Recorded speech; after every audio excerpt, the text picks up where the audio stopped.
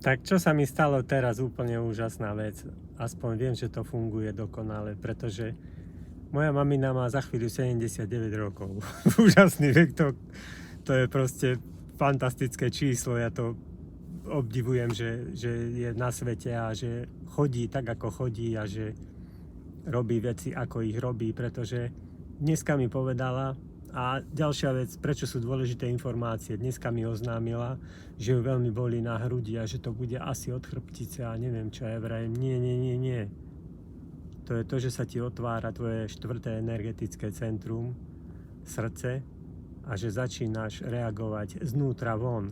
A to je pre mňa potvrdenie, ktoré som si mimochodom nevyžiadal, že to naozaj funguje, táto práca, a že má výsledky, keď sa to dokáže naučiť.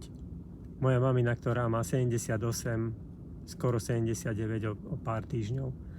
A ja, kedy som sa to začal učiť, mal som cez 40 a všetko som sa to dokázal naučiť a dneska to prezentujem.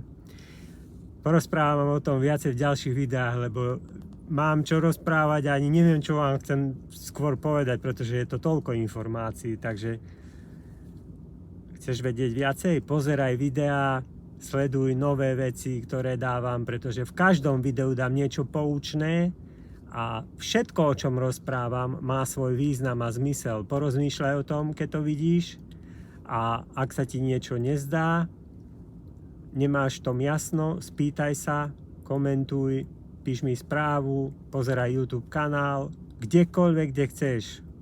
Rob to, čo chceš pre seba, to najlepšie. Pre seba hlavne pre seba, pretože keď tu nebudeš, tak tu nebude nič. Ak tu budeš, tak si užiješ život, krásny život, plný lásky. Ahojte, priatelia.